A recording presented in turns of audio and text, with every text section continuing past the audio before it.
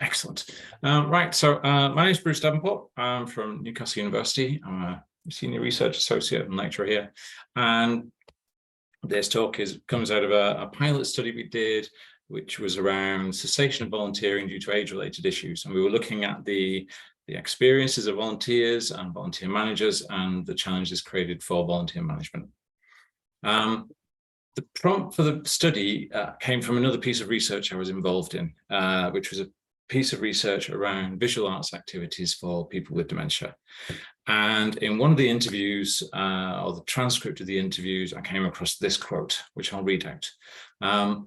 Well, there's another thing as well. I'm a member of British Conservation Organisation, and until 3 days ago, I've been with the organisation for 5 or 6 years and used to go every Sunday to act as a room guide there. And I literally packed up last week, so I can't go there anymore. So I have to find something else to do on a Sunday now and lapse. What was really striking about this was the fact that the gentleman said this or something like this 13 times in a single interview. Most of the time, he was never prompted about it. When you're working with people with living with dementia, then one of the bits of guidance is that if somebody is saying something repeatedly, then it indicates an underlying resolved source of tension or distress in their lives. So the fact that this gentleman kept saying this indicated that actually the fact that he'd been told to stop was causing him some distress. Now, I don't know what the conservation organisation is because the data was anonymised before I got it, though I think it may have been in Wales. So I don't really know what happened. Through sort of anecdotal communications, we think that basically he'd gone along one Sunday and was told he had to stop because of his dementia. So it was quite an abrupt stop. But what struck me about it was that actually I'd read a lot about how great volunteering was for heritage organisations and how many well-being benefits that gives to volunteers, but I'd never heard anyone talk about this. Never heard anyone talk about when someone has to stop and what's the impact when someone has to stop.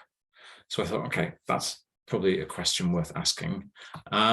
So I got some internal money and I did a pilot study, which was semi-structured interviews focusing on volunteers' experiences and volunteer managers' experiences. And we worked with 3 cultural heritage organisations. We worked with a large national multi-site organisation. We worked with a large regional organisation. And I worked with a very small local organisation. And we intended to interview 5 volunteer managers, 5 current volunteer managers, and 5 current volunteers, sorry, and 5 ex-volunteers. The numbers are based purely on how much money I had and what I could afford to do. Nothing more theoretical than that. In practice, we interviewed 7 volunteer managers, 5 current volunteers, and then 7 volunteers who'd had an experience of temporary withdrawal from volunteering.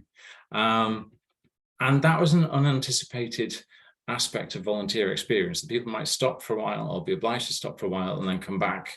But we thought their experience was really relevant and helpful because at the time they stopped, they didn't know whether they would come back or not. Obviously, they hoped to come back, but we also knew that not everyone who hoped to come back did do. So that we could learn from their experience. And then we talked to 2 ex-volunteers as well, because they're a harder group to get. And so we asked them a lot of questions, which was about the impact of volunteering on their lives. I was thinking about it in terms of well-being, but we never used the word well-being. We just asked them about what did it mean to them, what benefits did they gain, those sorts of questions. And then we looked at the impact and then, first of all, compared that with their response to a question about anticipating stopping. So you can see on the left-hand side here, I've got this table of the ways they talked about the impact of volunteering. And they talked about it in terms of emotional responses, positive emotion. They talked a lot about giving back or helping or sharing, some form of reciprocity or distributed reciprocity. They're giving back not just to the organization, but to society generally. They talked about gaining friendship and social relationships, learning, and negative impacts. And negative impacts being things like maybe sore feet or not feeling so happy at times and stuff like that. That all fitted quite neatly with what all the literature had said about the value of volunteering for volunteers, and gave us confidence that our participants sounded like everybody else, if you like. They also, a few people talked about respite, which in this case was about people saying that volunteering gave them a break from their partners.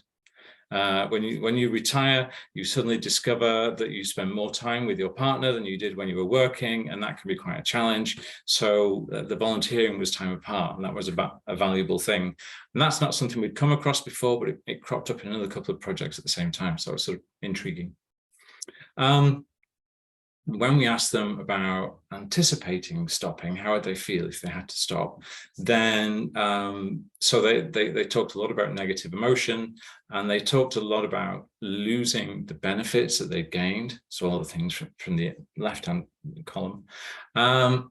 They also started to think about the wider context. So they started to think about, well, if I had to stop, why would I have to stop? And what would that mean for my life? And so on. And that was really interesting, the way they thought through the problem. And then there was a whole bundle of responses. Sort of, some people talked about resisting stopping, that is lying, or basically finding ways to keep on going. They talked a little bit about hopefully being self-aware enough to be involved in their stopping, and also talking about ending gradually.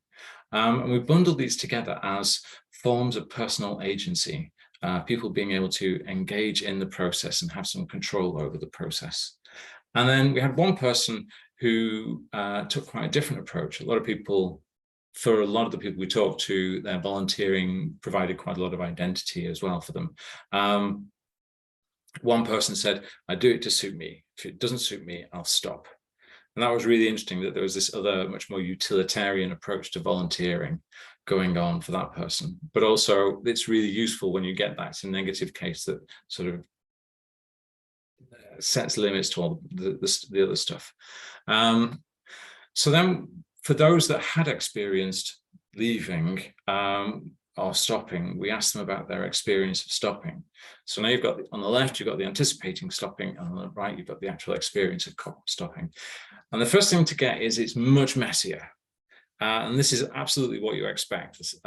Psychological literature tells us that people are rubbish at anticipating the future. We always over-anticipate how easy everything will be, and we underestimate all the difficulties we'll experience. And that goes across pretty much the entire population, unless you score very highly for depression. Then your predictions of the future tend to be a bit higher, a bit more accurate.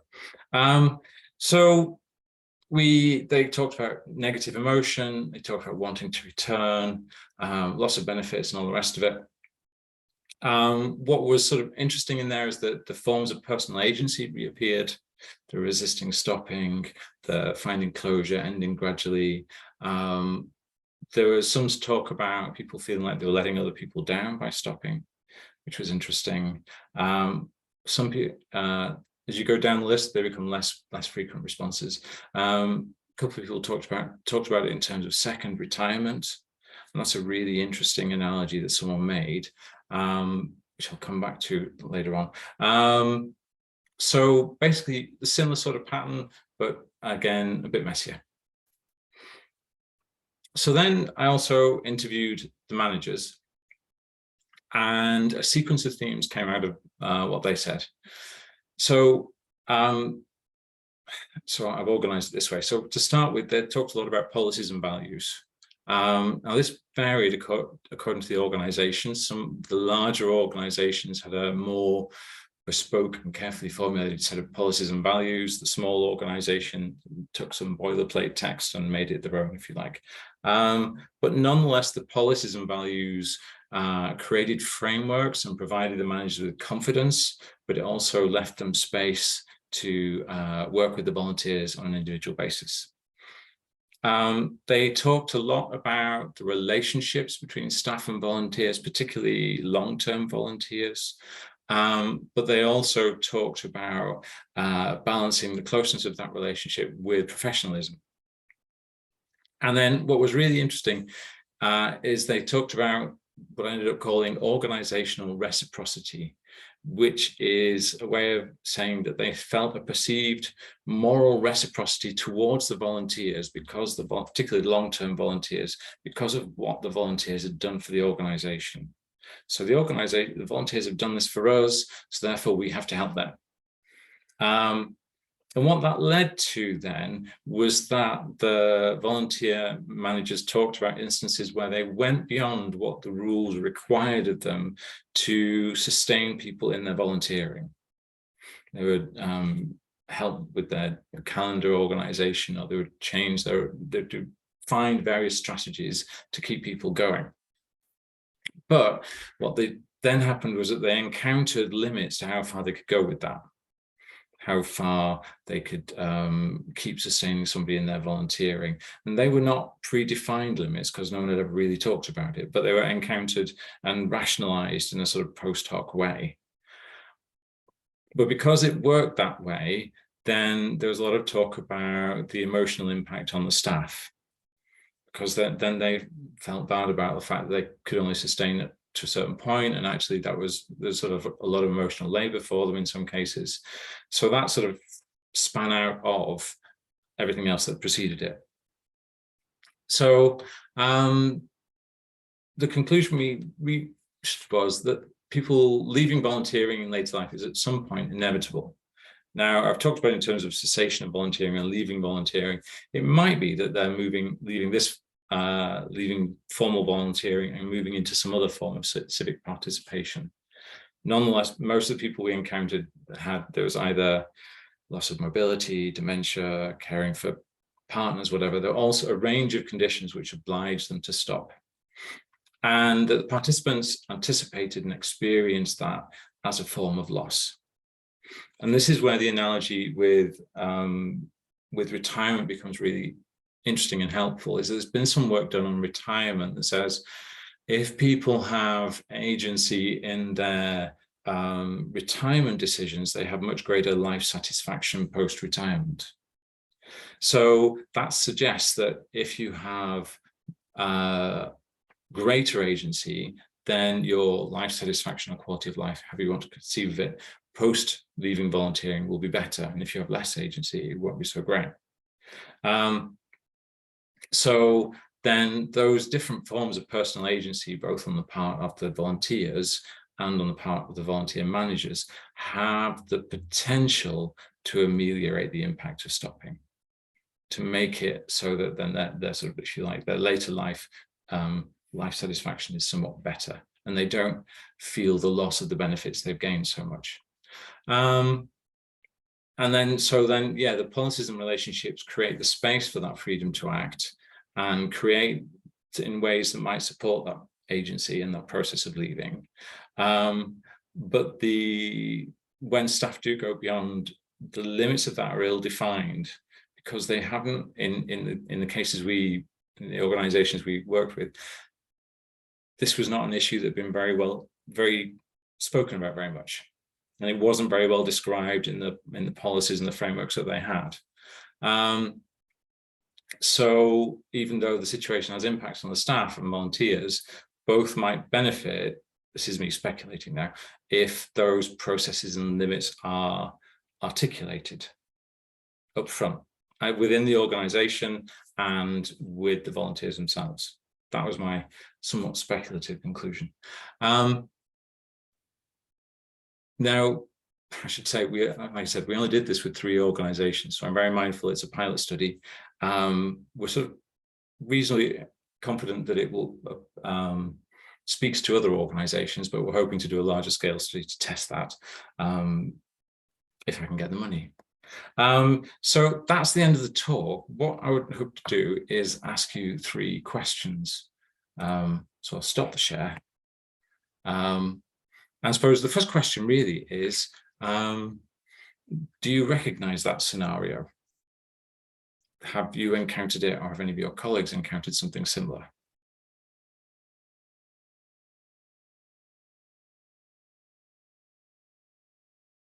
You can stick it in the chat or just stick your hand up if you want, I don't mind.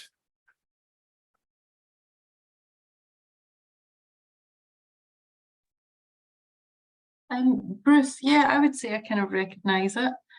I think what you spoke about the impact it has on the volunteer manager, I think that is a thing, because it is distressing, like going through that process with someone who, in my instance, it was somebody who had to kind of give up for health reasons, but didn't want to, because the volunteering really provided respite from caring for their partner. So I think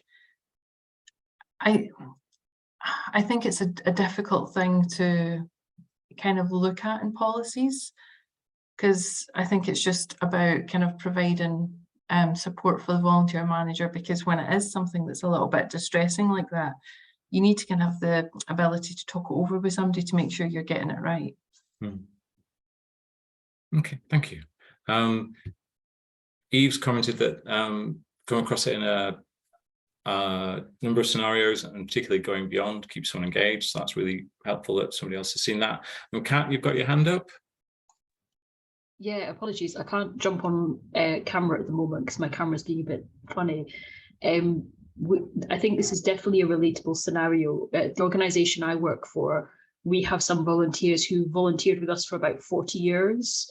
And so they're very much an integral part of those sites and those properties that they go and give their time to. And I think that's probably quite a common thing amongst heritage properties, that we tend to have a very loyal, very dedicated volunteer group. Yeah. There is something that there is, the little bits of data I've been able to glean suggest that the heritage sector gets more older volunteers. And certainly there's some stuff in there about some stuff in the data about older volunteers giving more time per person, so that there's this, which then leads to that developing with that relationship and so on. Jonna. Kat, I was just checking because I thought you were in NTS and you are, and so you and I probably have similar experiences within our organizations, and I totally agree with what you were saying there, and it is that loyalty and that volunteers who are very long-standing can feel, and as well I think it can be so challenging when there's change in the organization as well, that they feel this kind of ownership in a way, and that they've been doing a role in a certain way.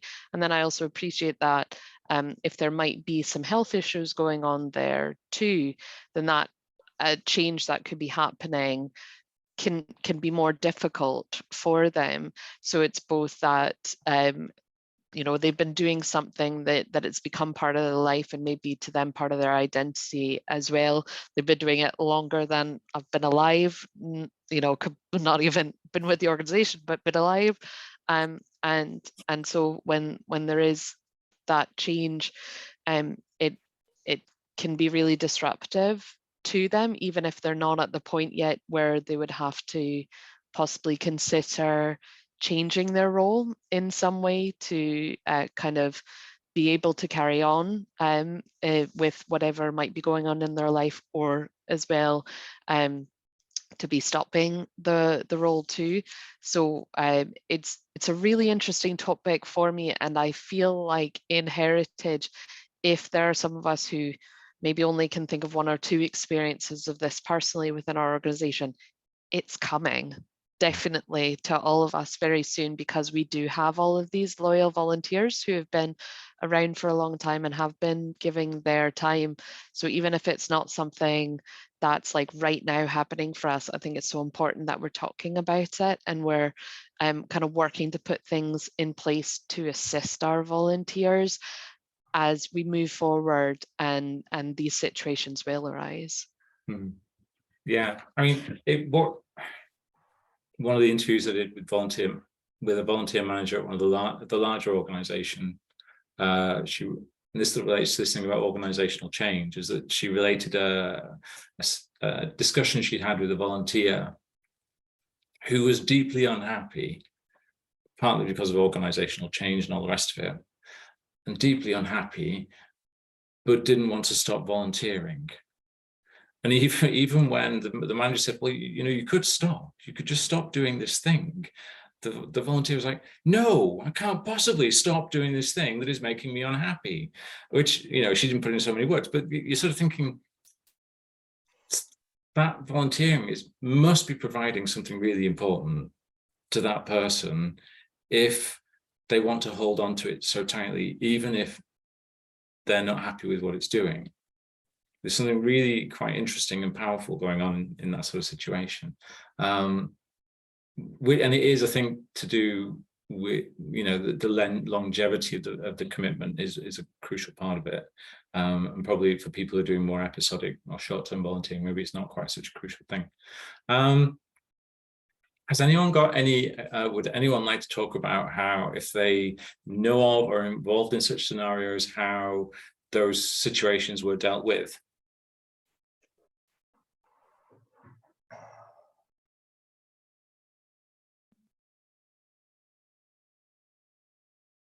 Karen. Karen, yeah. Yeah, I think I'm not sure whether we've done the right thing or the best thing, and it's interesting to listen to your comments on it, Bruce. But we have some of our room stewards. The shift is quite a physical thing. You think about it, we're expecting them to stand for about 3.5 hours and not often getting much of a chance to move around too much, and we know that can be quite tiring. So with some of our older volunteers, there are mobility issues. And what we've tried to do, whether we should do it is another matter, but what we've tried to do is adapt some of the volunteering for them. So, for example, offering a shorter shift to them, changing shift times so they could kind of come when there are more volunteers on duty to support them. And what we found, and I've only been doing this for a short while, so I'm not the expert. Eve is with me, so Eve may have something to add to this. But what we found is that actually gives them space to sort of make the decision for themselves. And maybe we've taken the easy route out. And I'm not suggesting that this is always going to be the case. But yes, there are certain situations that we've managed. We haven't yet, or in my experience, haven't yet have had to deal with anybody who is possibly suffering from dementia-related illnesses and is finding those things difficult. We did have an applicant who we weren't able to accommodate because we felt that there was something going on for them that would have made it very difficult for them to join us. But yeah, it's a real tricky one, and Joanna's right. We need to be getting this sorted in our policies and practices, I think.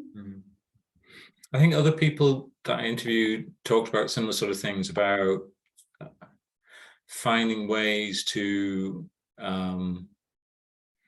change the volunteering activity, if you like, that allows people to adapt and accommodate to their changed circumstances, and possibly that also then enables people to, if you like, end gradually or withdraw gradually, so it doesn't feel like such an enormous break. And one of the volunteers I interviewed had been involved quite heavily in an archival project at the heritage site, and it was almost like a personal project for him. And more or less at the time, or actually just around the time I interviewed him, he basically completed the project, put the key in the cabinet where all his archives were, and handed it over to the volunteer manager. And that was him achieving a form of closure. And once he'd done that, I was like, that's my project done. My work here is done. And, and then he felt quite all right about moving on. So I think that there are ways, I think, to do that, to manage people through that transition towards an exit or something. Anyone else?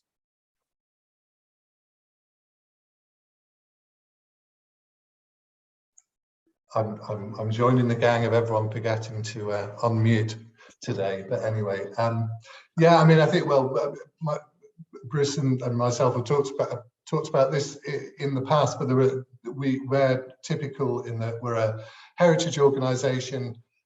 We had a core group of volunteers who were ex-mining industry and were with us from the inception of the museum. And the majority of them sort of worked together creating and cataloguing our library. And for, you know, enthusiastic amateurs, they did a great job. But these people had volunteered since about 1985, 86, around about then. And just a while before lockdown, it became clear that two of them were starting to show signs of mental decline, let's say. And it was a situation that was obviously really sad, because these people had been around the museum for a long time. Everybody, the staff, etc., knew them very well. And as circumstances turned out, one of them was going away for an operation which was going to involve a fair bit of recuperation. And sadly, another medical complication meant that he actually passed away. And the other person, again, sadly passed away during lockdown. So, but it left me thinking, we haven't got anything in place to deal with this, which otherwise, you know, we would have needed to deal with it, which is why I started getting interested in what Bruce was doing in the first place. But they're the two key sort of examples I've got. The other thing of interest for me was when you were talking about respite, and I think that I don't know how this came across to you and the feedback you got from people, but respite seems to me to work two ways. It's some of our volunteers coming to have a change of scene away from their partner, but equally I'm pretty sure there's a couple of our volunteers who have been pushed out the door by their partner and told to get out from under my feet and go and do something, you know. So there's a kind of two-way process going on with that side. Yeah, definitely. I mean, I did another piece of work which I never got to publish, with Beamish Museum. They had a men's group for older men with various mental health conditions, including dementia. And we were looking for, we were trying out unobtrusive ways of capturing the impact of those sessions for the volunteers, for the men. And as part of that, I did life story interviews with them in their homes. And then I met their wives. And through those, and the wives were in each case involved, they ended up being involved in the interviews. And sort of as a spin out from that, we did a focus group with the wives of the men of the men's group. And they absolutely confirmed that when their husbands went off to men's group, that was like time alone for them. And it was their respite, and they could go and do what they wanted, and they weren't looking after their husbands. So yeah, it worked absolutely worked both ways. It gave them time apart, it gave them things to talk about, and so it worked it was quite it was something we hadn't anticipated, but in retrospect, maybe we should have done. I suppose maybe more speculatively, when you think about your organizations, then are there things that could be done, that could be changed to improve that sort of exit planning, the transition out?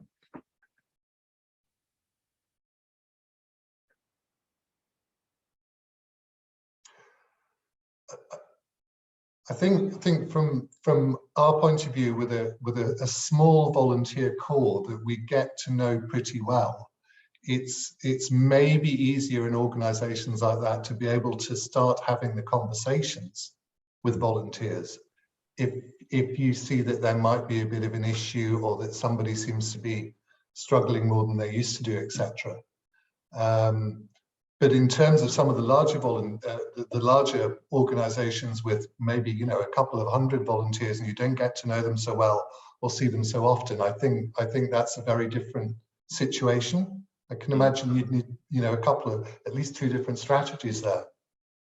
I don't know, Joanna. I mean, I don't know how many volunteers there must be in Hess, and how often you see them and interact with them, you know?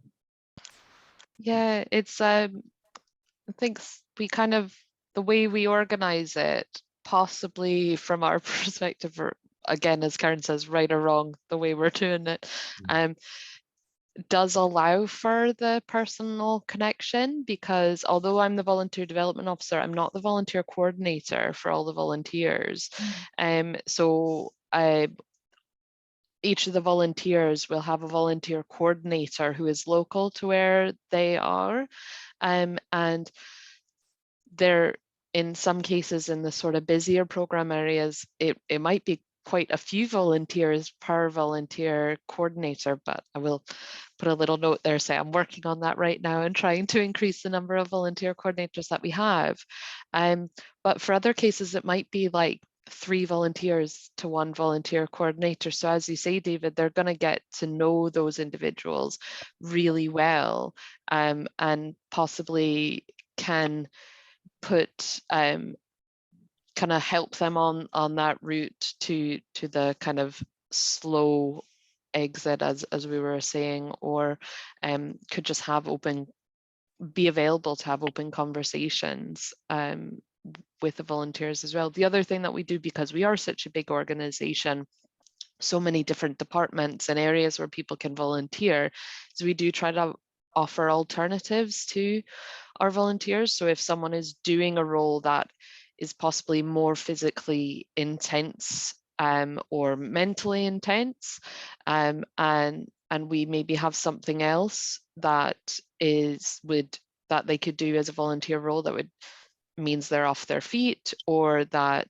they don't need to engage with the public anymore, it's a different sort of volunteering. We do try to have that available as well, and sort of go to our existing volunteers first with opportunities, and so that maybe if they haven't felt comfortable speaking up to us about how they're feeling or something niggling in the background, that when we reach out to them and say, would you be interested in this, they might step forward and go, do you know what, actually I'd like to move down this route more than what I was doing before.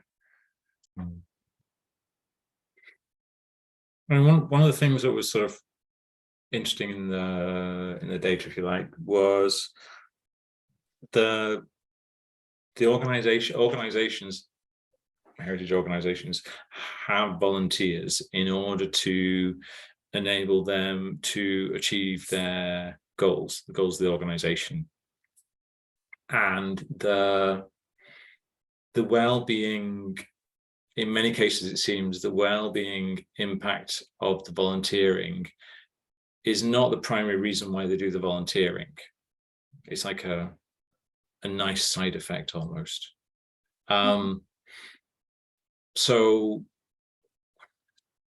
there's a sort of almost like a calculus or a balancing act or something, where the staff are having to think about the organizational need, the amount of staff effort that goes in, and the impact that has for the volunteers. And that's where that going beyond the limits comes in, is that they're stretching the bounds, if you like, of that equation. They're putting more effort in to support the well-being of the volunteers, even though that isn't giving them more, helping them achieve more of the organizational need, if that makes sense.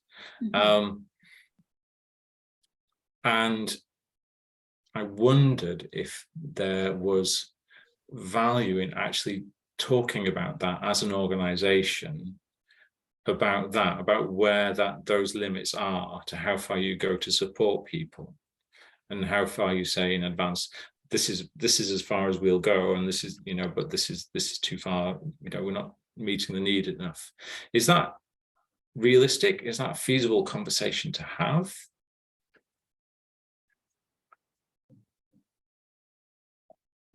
Kat. Hey, I have a couple of different thoughts on this. So apologies if I'm going to talk, like I'm trying to talk to get my thoughts out at this point. So apologies go if for this it. comes out half formed. I totally take merit of the idea that it would be good for employees or volunteer managers to feel confident to have that conversation. I think there's very much a vibe that goes with that role of not wanting to say something that would potentially upset a volunteer. So if you notice that something maybe wasn't going the way it would normally, or that someone's struggling a little bit, you don't want to offend them by bringing up that conversation or like having it, which I think is a perfectly like lovely thing, by the way. It's perfectly reasonable. But maybe if like on the one side, if our managers felt that they had more skill or more specialist knowledge, they'd be able to do that. But I also wonder if there's another side of this where sometimes we develop a very rigid volunteer role. And this kind of ties back into what Joanna was saying about having that flexibility, because we naturally have an aging population. So more people are going to be older potentially when they are volunteering or when they're wanting to do these activities. And as part of that, if we maybe had flexibility with some of the roles, it could help us to retain volunteers for a bit longer. Like an example might be, as you get older, your eyesight naturally deteriorates for most of us. For those of us like me who wear glasses, it started when we were 12, but you know, like for most people, it happens a bit later on. But there comes a point where maybe perhaps you notice that a volunteer has been fine working in a room, but then over time, they're becoming a bit more cautious about moving around the room. They're becoming a bit more careful about how they're navigating around the objects in a room. And it might just simply be for the fact that because their eyesight has deteriorated, the light levels are just not quite adequate enough for them to be able to see the things around them. And they're moving around the room based on like what they know previously, or what, like, because they've been in that room so often. And perhaps if you had a conversation with them about, hey, what about if we set you up on a chair so you don't have to move around the room, but you can sit in that room and still share your knowledge and like all the story about that exhibit with the people who are coming in. There's just not then the requirement for you to be moving around in case you knock into things. Like, it's kind of like that principle of reasonable adjustment sort of thing. And I wonder if maybe it's about giving managers the confidence to talk about reasonable adjustments first, and then having a conversation about, well, if the reasonable adjustments have gone as far as they can, what can we then do about that exit plan for a volunteer? I don't know what other people's thoughts are though on that. I think I'd agree, and we will all have certain policies in place for our staff members, because obviously we're talking about this in terms of volunteering, but these same questions could come up for our colleagues and for members of staff that we would be working with. And so our organizations will have plans and policies and procedures in place for these situations with members of staff. So I think part of the problem can sometimes be when volunteers aren't considered in procedures that have been created with staff members in mind. And are those procedures, do they work as they are for our volunteers as well? Do they need a little bit of adjustment and then they'll work perfectly for our volunteers as well? Or do we need to review that procedure and policy and rebuild it for all of our people, our staff members and our volunteers together? And that could hopefully kind of help us, as people have been saying, help support the volunteer managers and give them the confidence in having these discussions. You know, is there staff training available for our volunteer managers on these topics that would help them feel more confident in discussing it? Are there mental health first aiders in the organization who could assist and give support to our volunteer managers, give them advice and share their experience, things like this? Can we utilize the resources that we have built for our staff and recognize our volunteers, albeit different from our staff members as part of our team, and you know, applied those resources to them as well. It was as I've been working on the larger project and recruiting people involved, I had a conversation with someone, and they were saying they'd had a situation where they had a volunteer who was 90 years old and couldn't see as well. In fact, she might have been partly blind. And the way they dealt with it was by working through health and safety. So by saying this is about health and safety and your health and safety, it made it less personal for her, and it made it easier for her to have the conversation. And then they were able to bring in the health and safety manager and start thinking about reasonable adjustments and how they would work.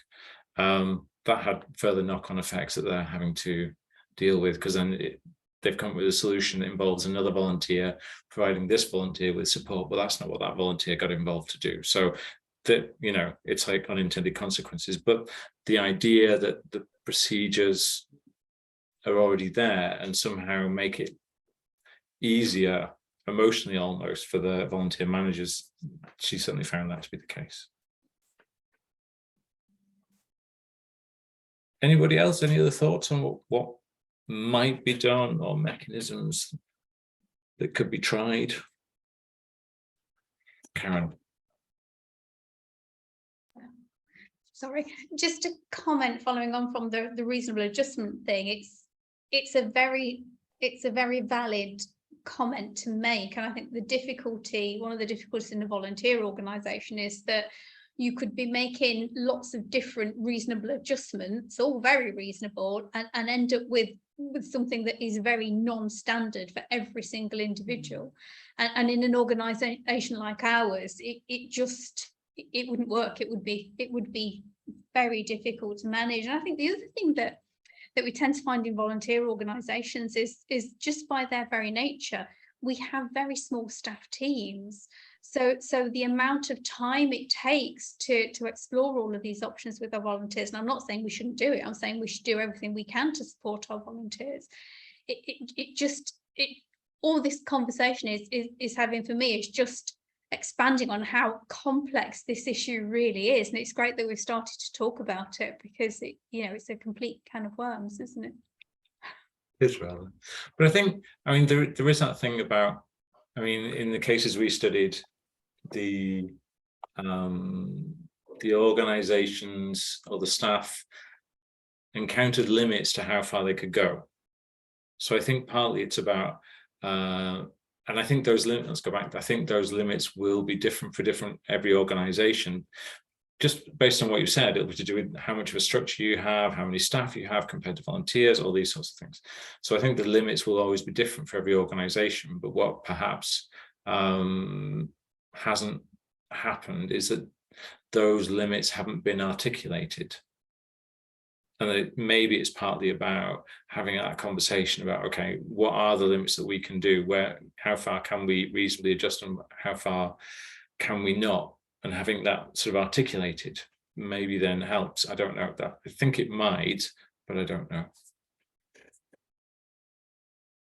I certainly think it would be extremely positive if these sorts of conversations mean that we're thinking ahead of an individual crisis in our organisation. Because I think going back to what I said before about the two volunteers that are no longer with us, it could have become a very tricky situation, both for the organisation and particularly for those volunteers, and I think to have a little bit more direction in terms of, okay, this is a situation, so what are the next steps? What conversations should we be having here, etc. I think that's really valuable. Yeah. Okay, that's encouraging. Well, those are my questions for you. I don't know if there's anything else anyone wants to raise. We've got a little bit of time.